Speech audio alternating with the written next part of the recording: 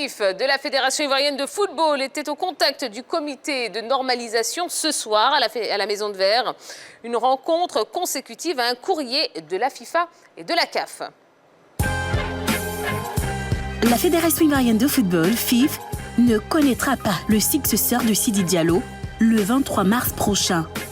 Dans un courrier adressé à la FIF et signé par la FIFA et la CAF, l'institution dirigée par Gianni Infantino a fait savoir que l'adoption des nouveaux textes de la FIFA ne s'est pas faite dans l'esprit qu'elle a souhaité. En effet, le 26 février dernier, lors de l'Assemblée générale extraordinaire organisée au plateau, les délégués avaient voté pour un parrainage à 8 membres actifs, catégorisés comme suit. 3 clubs de Ligue 1, 2 de la Ligue 2, 2 de la D3 et un groupement d'intérêt. Rejetant ainsi la proposition de 4 parrains contenus dans le projet de texte proposé par la FIFA. Par voie de conséquence, la fêtière a demandé un report de l'élection à la présidence de la FIFA, ce qui induit une prolongation du mandat du comité de normalisation. In fine, un nouveau chronogramme doit être défini qui inclut, dans un premier temps, l'organisation d'une assemblée générale extraordinaire d'adoption des nouveaux textes amendés proposés au club, ensuite l'élection du nouveau président de la FIFA. Ce qui signifie que tout est à refaire. Retour donc à la case départ, pourrait-on dire. Voilà, donc ça c'était un petit peu plus tôt dans la journée, les nouvelles dispositions donc, qui sont tombées. On va pouvoir ouvrir le téléphone 27 21 59 93 99. Que pensez-vous des observations de la FIFA sur le mode de parrainage? Eh bien, appelez-nous, oui, appelez-nous et on ira également sur la page Facebook de la 3. Bon, alors, est-ce que vous êtes étonné quand même de cette décision de la FIFA qui remet en cause tout le mode de parrainage qui avait été quand même voté en Assemblée générale quelques jours avant? Étonné, je ne dirais pas étonné parce que je pense que la FIFA fait son travail. C'est de pouvoir alléger justement le CONOR, disons. Et si la FIFA pense que 8 parrainages c'est trop et qu'il en faut 4, moi je pense que c'est ce qui est bien. D'accord. Moi, je suis plutôt étonnée parce qu'après l'Assemblée générale, on se disait qu'on allait passer à autre chose. Les présidents de clubs avaient décidé de ce qui allait advenir du prochain président par rapport à l'élection du prochain président à la Fédération ivoirienne de football. On se disait que le mauvais incident par rapport à la campagne et à l'élection en 2020 par rapport à la Fédération ivoirienne de football était passé. Les membres actifs avaient pris leur destin en main vu qu'on se disait que l'Assemblée générale était souveraine par rapport à ses prises de décision. On se disait bien évidemment qu'on passerait à autre chose, mais là, de voir que la FIFA encore intervienne par rapport au mode de parrainage qui avait fait veiller tous les présidents de clubs jusqu'au lendemain de la date initiale, on se dit il y a encore du chemin à faire et oui, nous sommes étonnés de l'ingérence de la FIFA. D'accord. Et vous, Maurice? Moi, je ne suis pas surpris du tout, pour 2 raisons. Première raison, il y a un statut de la FIFA qui est clair. Celle-ci peut intervenir à tout moment dans le processus électoral d'une de ses associations membres. Donc, ça veut dire que la FIFA a carte blanche pour faire ce qu'elle a envie de faire. Deuxième chose, lors de cette Assemblée générale, je pense qu'il y a eu une réunion le vendredi 4 mars 2022 entre les états-majors des différents candidats pour statuer sur le règlement des textes et autres. Et il y avait, je crois qu'il y a eu quelques réserves qui ont été évoquées par des staffs de certains candidats. Il fallait s'y attendre. Et à quelques jours de la clôture des dossiers, on voit l'invitation, encore une fois de plus, de la FIFA. Et qui intervient cette fois-ci en laissant entendre que les recommandations qu'elle avait données au tout début du processus électoral, au tout début du blocage, n'ont pas été respectées. Et là, elle intervient et ça fait encore débat parce que on a le sentiment qu'on n'avance pas. On n'avance pas, on tourne en rond et ça s'enlise. D'accord. Monsieur Kossonou est notre premier intervenant de la soirée. Il nous appelle de Koumassi.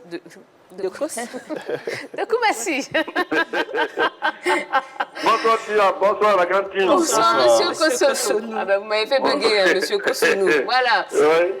Comment allez-vous? Ça va bien chez vous? Ça va super, super. Un plateau féminin, bonne fête du 8 mars à vous toutes. Merci. Voilà, et même à Yves Boris. Non. ce soir, voilà.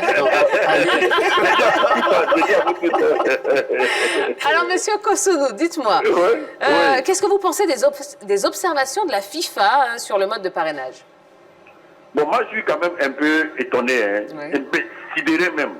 Sidéré, Parce que, d'accord. oui, je ne comprends pas la FIFA.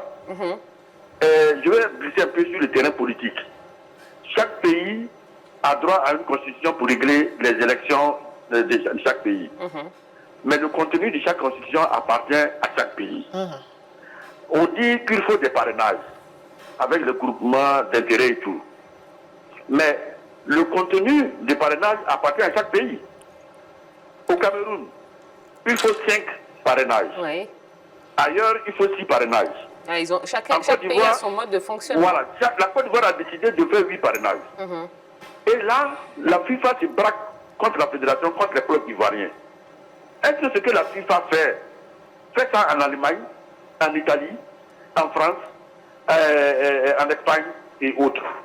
Maintenant, si la FIFA a un candidat, la FIFA n'a qu'à le poser et puis c'est tout. Parce que là, vraiment, la FIFA, moi je ne comprends pas. Pourquoi on dit au club d'aller à l'Assemblée générale? La FIFA n'a qu'à rédiger les textes en même temps et puis les donner. On n'a plus besoin de convoquer l'Assemblée générale. Moi, je ne comprends pas, je suis sidéré. La FIFA ne dit pas ce qu'il y a derrière cette histoire-là. La FIFA a un candidat qui veut à tout prix. Mais si moi, M. Kosonou, je vais être candidat à la Fédération ivoirienne de football et que je ne suis pas capable de réunir 8 parrainages, mais je suis disqualifié, je me retire, là, c'est pas la peine. Moi, je ne comprends pas. Ce que la FIFA fait au juste à la Côte d'Ivoire. Ce que la FIFA fait à Côte d'Ivoire, je me répète, elle peut faire ça en Italie, en Espagne, en France, en Allemagne. Moi, je ne comprends pas. Chaque pays est libre de se doter de textes. La preuve, ça fait le taux. C'est 5 parrainages. Pourquoi la FIFA n'a pas écrit pour dire non, il faut 4 parrainages? Pourquoi? Non, là, vraiment, moi, je suis sidéré. Je ne comprends plus la FIFA et la CAF qui nous, excusez-moi de l'expression, qui nous foutent la merde. Voilà. Bon. On est engagé dans le processus électoral encore, et voilà, ils viennent bloquer. Ouais. Voilà. Moi, je comprends Et plus bien, l'élection qui voilà. a été encore reportée. Ouais. Encore et reportée, comme vous le dites. Ouais. C'est D'accord. dommage. D'accord. Voilà. Très bien. Merci beaucoup. Allez, merci Monsieur Kosonou. Bonne soirée à vous. Eh bien, on continue d'appeler, hein, 27 21 59 93 99. Que pensez-vous des observations de la FIFA sur le mode de parrainage? Bon, alors, on va essayer de comprendre un petit peu. Hein, on va essayer de se mettre ni d'un côté ni de l'autre, ma foi. Mais sur le fond, hein, est-ce que la FIFA n'aurait pas raison quand même de préconiser une démocratisation et une réduction des parrainages pour avoir quand même, et ça c'est eux qui le disent, des élections encore plus inclusives? Est-ce que, bon, ce ne serait pas quand même, mine de rien, quand on regarde bien, est-ce que ce ne serait pas quand même on peut comprendre la démarche de la FIFA de vouloir démocratiser ces élections et surtout inclure tout le monde, de ne pas exclure tous ceux qui se porteraient candidats à cette élection. Mais il y a des conditionnalités aussi qu'il faut pouvoir respecter. C'est vrai qu'en Assemblée générale, la décision a été entérinée de 8 parrainages. Ce qui avait fait blocage auparavant a été finalement acté par les clubs. La FIFA revient et intervient. Ça fait qu'on s'interroge sur pourquoi la FIFA intervient autant finalement dans cette élection du côté de la Côte d'Ivoire. On ne l'a pas vu intervenir assez dans d'autres pays, mais par contre chez nous, c'est récurrent. La preuve, c'est que ce mode d'élection, ce mode opératoire de l'obtention des parrainages, on a fait plusieurs élections avec ça. Et ça n'a pas posé véritablement problème par le passé. Mais depuis 2020, c'est un vrai souci, c'est un vrai tollé, c'est un vrai casse-tête en fait. Et les clubs vraiment ont du mal à j'ai envie de dire, à régler définitivement cette histoire. C'est à eux que revient la responsabilité de pouvoir décider de ce mode opératoire. Mais je pense que moi, ce qui me dérange véritablement, c'est cette ingérence, cette injonction. À un moment donné, ça devient... ça commence à devenir énervant un tout petit peu. D'accord. Monsieur Camara nous appelle de Yopougon. Bonsoir, Monsieur Camara. Bonsoir Tia. Comment allez-vous? Bonsoir à la grande team. Bonsoir. Ah, ça va bien, Monsieur Camara? Nous allons très mal, parce que je ne vais pas dire moi seul, mais toute la famille footballistique va mal. D'accord. On vous écoute. D'accord? Je dis comme ça, hashtag la honte du siècle. Je suis dessus vraiment de la FIFA et de la CAF. En la réalité, il y a un candidat que la FIFA veut nous imposer. Parce que le processus était bien parti. Quand la FIFA, même on lit le courrier de la FIFA, c'est comme si elle a été forcée depuis le départ de nous imposer son système de parrainage. Parce que quand on va à une AG, depuis je suis né, je n'ai jamais vu une AG où on sort de cela et puis on est d'accord avec les décisions et on revient et dit que la décision qui a été prise en AG, parce que toute AG est souveraine. Donc, il ne fallait même plus partir en AG. L'AG, tous les candidats étaient là. On n'est pas ressorti de là avec un désaccord. Mais pourquoi venir nous dire qu'aujourd'hui, ce que vous voulez proposer là, ça va partir contre? Au contraire, ce n'est pas antidémocratique, c'est ce que la FIFA veut faire là, c'est ce qui est antidémocratique. Donc, moi, je suis vraiment déçu. Je ne peux pas suivre encore le football avec cette manière de faire. La FIFA vient encore, et puis c'est nous-mêmes qui prêtons le flanc. C'est l'Afrique qui prête le flanc, et c'est la Côte d'Ivoire qui a prêté le flanc. Parce que la Côte d'Ivoire, un grand pays comme ça, il veut nous emmener forcément à la CAN 2023 avec un comité de normalisation. C'est le but. Parce qu'il n'aura plus de date. Les présidents, ils sont vraiment déçus. Ils sont sortis de là, il y a des déclarations. Le président de Gagnois, il dit qu'il ne se voit plus venir s'asseoir encore pour 10 ans. On va écouter les déclarations tout à l'heure, oui, tout à fait. Oui, tout à fait. Donc vraiment, nous sommes déçus. Votre émission est bienvenue, le thème est bienvenu, mais les gens ont l'impression que souvent, les gens soutiennent. Non, mais c'est la réalité, c'est pas normal. C'est pas normal. Si vous avez un candidat, laissez-le venir. Et puis tous les candidats vont venir se présenter. Celui qui doit gagner, ils sont les présidents de club. Ils sont souverains, ils sont eux qui gèrent le football. Oui. Mais vous ne devez pas venir vous ingérer. Quand c'est comme ça, un club ne sera pas content de ce qui s'est passé là. On allait constater ça lors de l'AG. Oui. Je suis vraiment... Non mais on sent la peine quand même. Non, mais premièrement, moi je vais suivre peut-être tennis ou quoi, parce que le football que je suis... Si aujourd'hui l'ingérence fait de telle sorte qu'on ne peut pas avoir de transparence, au Cameroun on a vu avec Eto'o, quelles que soient les entraves, on a vu l'élection, ils ont présenté... Bon. D'accord. Bon. Voilà, en tout cas, on a compris le fond de votre pensée, Monsieur Camara. Beaucoup de courage, j'ai envie de dire, parce qu'on sent que vraiment, il est peiné. Il est peiné, Monsieur Camara. D'accord. Oui, Yellow. Par rapport à la démocratisation proposée par la FIFA, je pense que le mot est inadéquat par rapport à la situation. Parce que la FIFA, entre autres, oblige les clubs à pouvoir avoir 4, ou les candidats à pouvoir avoir 4 parrainages. Par contre, les clubs avaient proposé 8 parrainages, ce qui a été adopté en Assemblée générale. Et où était le CONOR quand ces clubs-là proposaient les 8 clubs, vu que le CONOR avait certainement connaissance des 4 clubs que proposait la FIFA? Pourquoi à ce moment-là, le CONOR n'avait pas dit aux différents clubs qui ont proposé les 8 clubs que la FIFA aurait proposé 4 clubs? Donc il faudrait s'aligner sur les propositions de la FIFA. Là, on a l'impression qu'on prend les présidents de clubs pour des pantins, parce que ce sont des responsables qui se sont réunis là pour pouvoir donner une suite par rapport à l'élection à la Fédération ivoirienne de football. On ne comprend véritablement pas à quoi a servi cette Assemblée générale, vu que le point même focal de cette Assemblée générale-là est remis en cause et est remis aussi en doute, parce que les clubs avaient voulu, les différents présidents de clubs avaient voulu que ce soit 8 parrainages pour pouvoir sécuriser aussi leur association, parce que c'est leur droit et leur devoir de pouvoir sécuriser leur association à travers des textes qui ne permettraient pas à un citoyen lambda de pouvoir aussi briguer la Fédération ivoirienne de football. Mais là, avec 4 parrainages, un médecin ou moi, qui a des connaissances dans le milieu du football, peut aller voir pêle-mêle un président de club de Ligue 1, Ligue 2, un groupement d'intérêt pour pouvoir se présenter. En quoi est-ce que je serais assez légitime, moi qui n'ai pas forcément des connaissances adéquate par rapport à un président de club de me présenter lors d'une assemblée générale. Je pense que là, c'est rendre les présidents de club comme des pantins et ce n'est pas très réluisant pour le football ivoirien. D'accord. Bon, on ira sur la page Facebook de la 3. Il y a beaucoup de messages qui continuent à arriver. Donc, on va y aller dans quelques instants. Bon, au regard de ces observations, la FIFA a prolongé une nouvelle fois le mandat du comité de normalisation. Comment est-ce que vous arrivez à expliquer cette démarche, Yves Boris? Mais c'est une suite logique.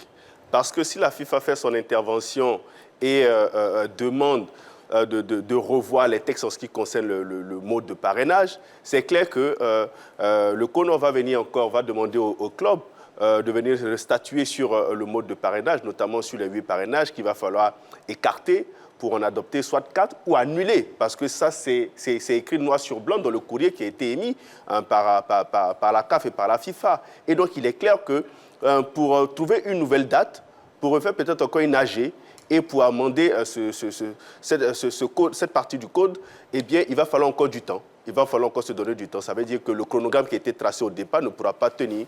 Et ça va aussi prolonger une fois de plus le mandat du comité de normalisation. Mais depuis quand même des mois, on parlait déjà du fait que le mandat du comité de normalisation pourrait être prorogé dans la mesure où si d'aventure les clubs n'arrivaient pas à s'entendre sur le mode opératoire pour les élections, cela allait être le cas. Et bien, c'est dans cette situation que nous nous trouvons aujourd'hui. D'accord. Allez, direction à Bobo. Nous avons M. Kakou au téléphone. Bonsoir, M. Kakou. Bonsoir, chères dames sur le plateau et bonne fête. Merci beaucoup, M. Kakou. Bonsoir au mannequin Yves Boris. Alors, M. Kakou, qu'est-ce que vous pensez des observations de la FIFA sur le mode de parrainage?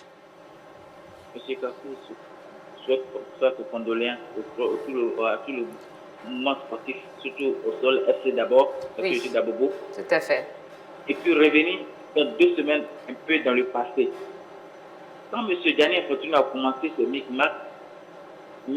Magloire Diop avait dit, en prélude de l'élection à la FIFA qui se profile à l'horizon, M. Gianni Infantino n'a plus de voix en Europe. Donc il veut se focaliser en Afrique pour avoir ses voix. Donc voilà pourquoi M. Gianni Infantino est en train d'installer des comités de normalisation à travers toute l'Afrique et mettre des gens à sa sorte en vue de lui son élection et pas pour le football africain. Quand les gens ont voulu boycotter la Coupe d'Afrique en mettant nos joueurs jusqu'au 3 janvier, il n'a pas fait de déclaration. S'ils prennent des Ivoiriens, s'ils ne prennent pas pour les Ivoiriens pour ça fait rien. Les clubs sont souverains. Les 3 Ivoiriens, les 3 candidats sont Ivoiriens. Ils ont mis le projet balle à terre que Gianni Infantino est venu lancer en Côte d'Ivoire ici. Non, qu'on ne nous détourne pas de notre réalité. En effet, c'est son fauteuil à la FIFA qu'il a été préparé. Parce que les élections qui arrivent là, il lui faut des gens qui vont voter pour lui. Et non pour la Fédération ivoirienne de football, et non pour le bien des Ivoiriens. Je dis que il ne suit pas Mme Gabala. Elle est digne, elle est intelligente. Elle a mis Mme Gabala pour faire un travail. Elle a fait un travail. Et pour une fois, on dit de 6h, de 8h à minuit, les gens se sont assis, se sont parlé, ils ont lavé leur linge sale, ils ont sorti des propositions communes à tous. Donc, il ne faudrait pas qu'ils viennent nous imposer des trucs. Soit, on fait comme un éminent journaliste l'a dit, ils viennent nommer leurs candidats et puis on avance. Ils ne nous fassent pas tourner en rond. Voilà. D'accord. Donc, comme c'est la journée de la femme, je ne vais pas aller trop loin. Bonne fête et bonne émission. D'accord, merci beaucoup, M. Kakou, merci. Sur notre page Facebook, message de Sylvain Kébé, la FIFA veut véritablement une transparence et faciliter cette élection en vue de sortir de cette crise qui perdure et qui n'arrange personne. Étant l'instance dirigeante qui d'ailleurs, nous l'avons invitée dans nos débats afin qu'elle puisse mettre de l'ordre, alors laissons-la tranquillement mettre de l'ordre, subissons simplement. D'accord. Yellow, je vais vous entendre concernant donc, la FIFA et le prolongement du mandat du comité de normalisation. Cela profite-t-il aux footballeurs ivoiriens? Cela profite-t-il au président de club, au comité de normalisation, à un candidat ou à la FIFA? Parce que, mine de rien, tout ce que la FIFA a proposé a été proposé par un certain candidat. Est-ce une pure coïncidence ou pas. Parce que là, plusieurs intervenants nous interpellent par rapport à ce que la FIFA veuille imposer un candidat. Mais là, on a l'impression que la FIFA ou le comité de normalisation ont peut-être un parti pris, parce que à quoi a servi véritablement cette Assemblée générale si on devrait remettre en cause la question des parrainages, des 8 parrainages. Je me dis que la FIFA et le CONOR ont leur raison, les présidents de clubs, les différents clubs ont leur raison. On attendra donc ce qui va donner le dénouement de cette situation. Colombe? Elle a tout dit. D'accord, très bien. Qu'est-ce qui va se passer alors selon vous au niveau des clubs? Alors, il y a deux choses qui vont peut-être arriver. Ils ont 2 choix, les clubs. Soit ils respectent ce que la FIFA demande, ou bien ils vont au front, tout simplement. C'est-à-dire qu'ils décident de ne pas respecter ce que la FIFA a demandé, et puis on pourrait subir des conséquences de ce non-respect. Parce que les conséquences, elles seront multiples et diverses à la fois. Aujourd'hui, nos clubs sont face à leurs responsabilités. Les présidents de clubs sont face à leurs responsabilités. C'est à eux de prendre des décisions. C'est à eux d'arrêter des décisions. Ce sont eux qui doivent choisir le prochain président de la Fédération ivoirienne de football. Ce sont eux qui ont choisi leur mode opératoire. La FIFA estime que ce mode opératoire de 8 parrainages exclu n'est pas inclusif. Donc, qu'est-ce qu'ils doivent faire? Est-ce qu'ils s'alignent aujourd'hui sur cette injonction de la FIFA, ou bien ils balayent ça du revers de la main et puis il y a des sanctions et des conséquences qui pourraient tomber. Mais aujourd'hui, c'est à eux de décider. On ne va pas décider à leur place parce que la FIFA leur appartient. Parce que ce sont eux qui décident aujourd'hui de qui peut être à la tête de la Fédération ivoirienne de football ou pas. Mais c'est quand même dérangeant, c'est quand même gênant et c'est un peu des relents de colonialisme du côté de la FIFA par sa manière de faire, par sa rapidité, par son injonction et puis par un peu le mépris qu'elle a vis-à-vis des présidents de clubs. Quand même, ce ne sont pas des enfants, ce sont des intellectuels, ce sont des pères de famille, ce sont des dirigeants qui ont la responsabilité de l'avenir de certains footballeurs qui pourraient pourquoi pas apporter des lauriers à la Côte d'Ivoire dans un futur proche ou dans un futur lointain. Mais on les banalise, j'ai envie de dire à la limite, mais on les marginalise, on leur marche un peu là-dessus. Et puis, on déchire, on froisse tous les acquis qu'ils ont pu avoir. Je crois que ce n'est pas intéressant, ce n'est pas joli à voir, ce n'est pas une bonne chose. Ce n'est pas une bonne manière de se comporter vis-à-vis quand même d'un pays comme la Côte d'Ivoire qui a apporté tant au football africain. Je crois qu'il faut revoir cette manière de se comporter du côté de la FIFA et de la Confédération africaine de football parce que la Confédération est un peu complice de ce que la FIFA fait en ce moment précis au football ivoirien. D'accord. Nouveau message, message d'Abdallah Diabaté sur la page Facebook de la 3. Moi, je pense que ce système de parrainage est un peu injuste, dans la mesure où un candidat peut être minoritaire au sein des 14 de Ligue 1, mais très majoritaire chez les clubs de Ligue 2 et D3. Par conséquent, il ne peut pas obtenir ses parrainages. Vous êtes d'accord avec lui, Yellow, ou pas? Je suis d'accord avec lui, mais comme je le disais tantôt, chaque association ou chaque organisation a le droit de pouvoir établir des règles qui pourraient exclure certaines personnes qui voudraient se présenter. Par rapport au parrainage, je pense que si le candidat a eu le temps de pouvoir convaincre ces différentes personnes qui devraient lui accorder leur parrainage, il n'y a pas de problème à se faire. La dernière fois, j'évoquais le fait que s'il y avait 6 candidats, comment est-ce que cela se passerait par rapport au groupement d'intérêt? Parce qu'il y a à peine 5 groupements d'intérêt avec en sursis, donc 4 groupements d'intérêt. Si il s'avère qu'il y a 6 potentiels candidats ou 7 potentiels candidats, comment est-ce que cela pourrait se passer? Je pense qu'à cela, la FIFA aussi a voulu résoudre ce problème-là pour que cette élection-là soit inclusive, mais il faudrait quand même respecter l'intégrité de cette Assemblée générale et des présidents de clubs qui ont décidé autrement. D'accord. Ben justement, on va écouter quelques réactions. La réaction du président de l'Amfiara FC et puis la réaction du président du Sporting Club de Gagnois. Écoutons-les. Même la présidence de la Côte d'Ivoire, ils ont exigé des parrainages. Donc moi je pense qu'aujourd'hui là, c'est un manque de respect. Il faut que le président de la République, ou bien le Premier ministre prenne les choses en marche. S'ils n'ont plus confiance au CONOR, qu'il rende démission, qu'il nomme quelqu'un d'autre, parce que là, on ne va pas continuer. Et ce qui concerne le Sporting Club de Gagnois, ne viendra plus s'asseoir dans une salle pour assister à une assemblée concernant ces élections. Non, on lui a dit que personne, en tout cas unanimement, les 14 clubs de première division ont dit qu'ils ne viendront plus s'asseoir pour une assemblée, pour réviser l'article 47. Donc, si la FIFA n'a plus confiance à la présidente, qu'il peut-être l'enlève, mais qu'elle rende démission pour qu'il puisse nommer quelqu'un d'autre. Parce que là, je pense que nous sommes en une fuite en avant. Voilà. Pour nous, le CONOF s'est dirigé là, pour aller jusqu'à la CAN 2023. Pour nous, c'est ce qu'on retient. Parce que ça, c'était prémédité. Bon, ça nous a donné vraiment raison. La nouvelle, tout le monde est informé. Nous sommes les cadets au niveau de la fédération, notamment les clubs de Détroit. Et on a été conviés à une réunion d'information. Une rencontre d'information sur un courrier signé conjointement par la FIFA et la CAF. Et c'est surtout au niveau de l'article 47. Nous demandons de revoir la position par rapport à cet article qui, ma foi, peut-être un article litigieux. Mais lors des échanges, au niveau de l'accord de Détroit avec le CONOR, on a été très clair. Nous avons dit que c'est quasiment impensable pour des responsables qui ont été mis pour gérer cette normalisation qu'on leur fasse une injonction d'essayer de revoir la position des présidents de club par rapport à l'âge qui a eu lieu des 25 et des 26, notamment sur les questions de statut. Et à notre niveau, lors des échanges, on a dit qu'il fallait trouver l'origine d'abord de ce courrier. Et le courrier, c'est suite à un courrier du gouvernement qui a dû partir au niveau de ces instances-là. Donc nous avons déploré ce fait-là, parce que dans le rapport d'activité, il y a des choses qui ont été peut-être certainement dites. Donc on ne s'est pas caché la face, je pense que c'était des échanges, je dis, responsables.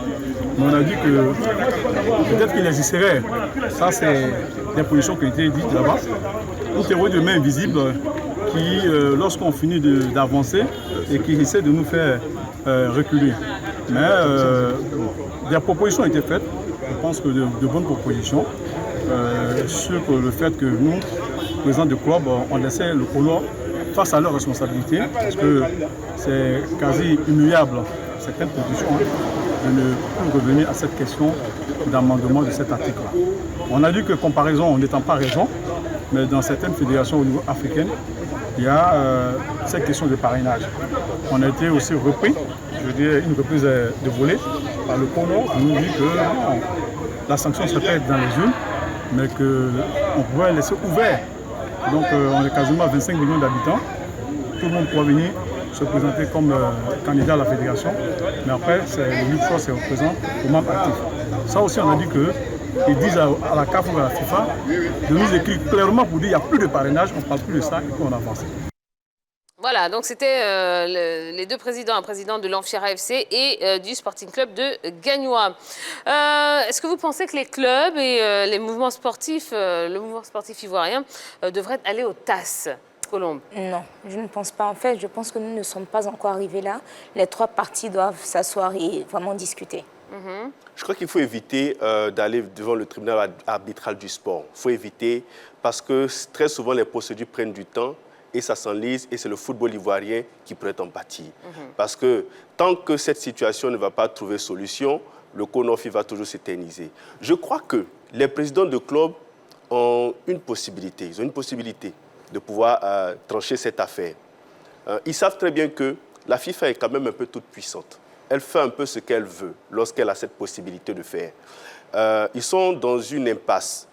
C'est vrai qu'ils n'ont pas envie de se dédier sur le mode opératoire de ces élections, mais je crois qu'en ce moment précis, peut-être qu'ils n'ont pas trop le choix.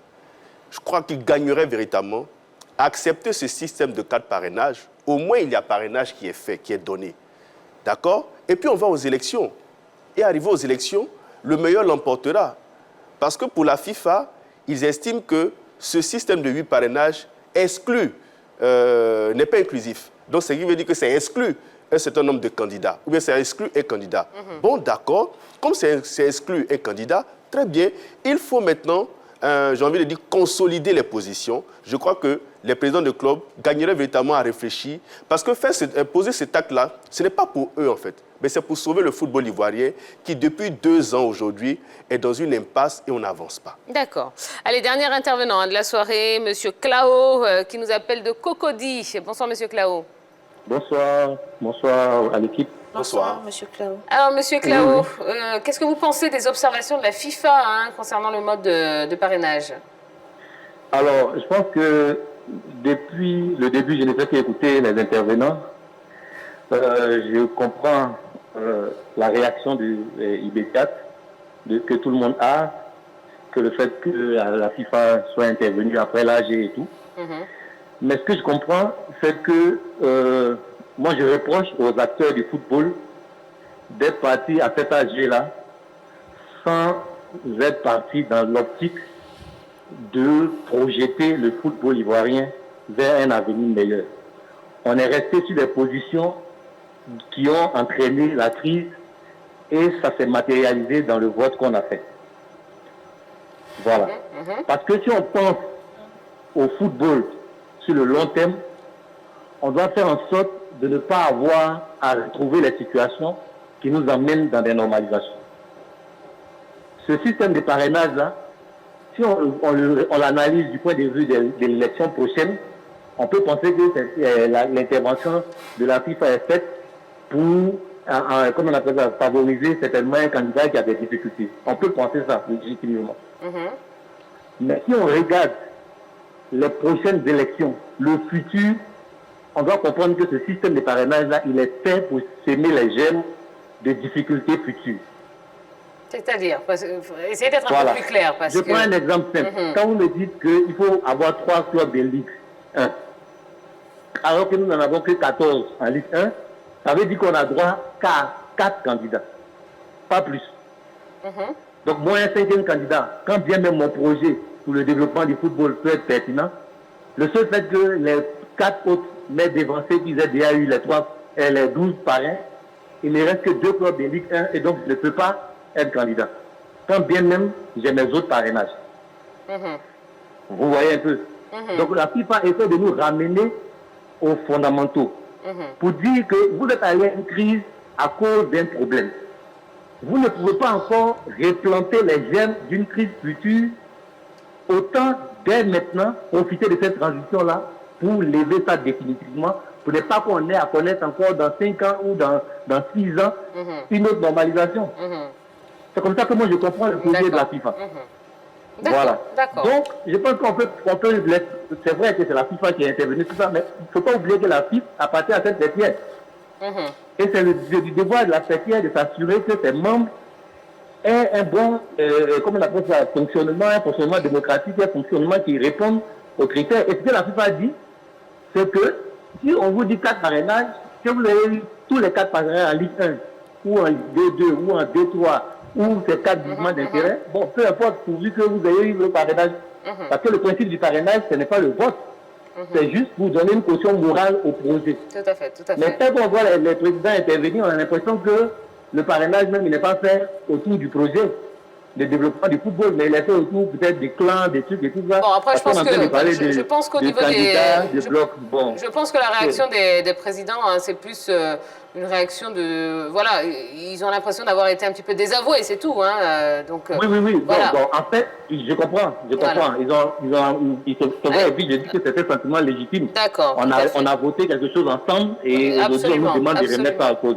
Mais je dis, analysons plus loin et disons-nous que est-ce que ce qu'on dit dans le fond, c'est fait pour nous pénaliser? D'accord. C'est la question fondamentale. Est-ce que c'est fait pour nous pénaliser ou c'est fait pour arranger notre football? D'accord. Bon, parce que dans 10 ans, dans d'autres élections, on va se retrouver avec cette même difficulté. D'accord. Donc, c'est vous allez avoir une vision sur le long terme. Qui va accaparer tous les 14 clubs de Ligue 1 et puis ça veut dire qu'il est le seul candidat. D'accord, on a bien compris. Merci beaucoup, Monsieur Clao. Merci beaucoup. Voilà, c'est ça. Merci. Bon, de toute façon, je pense qu'on aura l'occasion encore d'en parler tout au long de cette semaine. On va rapidement terminer avec le message de Eric Atti sur la page Facebook. Sincèrement, je propose que le CONOR FIF ne réfléchisse plus, que la FIFA rédige les textes et nous les impose. On ne peut pas infantiliser ainsi des gens ou qu'ils prennent un décret pour désigner les candidats. Le vrai défi est la professionnalisation du football ivoirien. Bon, voilà. Allez. On va marquer une nouvelle pause, ce sera la dernière de la soirée. Juste après, on passera en mode Ligue des Champions, oui, UEFA Champions League, le PSG entre doute et espoir. Et puis on ira faire un tour, on ira retrouver Wallo qui nous fera le point de cette rencontre entre Liverpool et l'Inter Milan. Donc ne bougez pas, on a encore pas mal de belles choses à vous proposer jusqu'à 22h.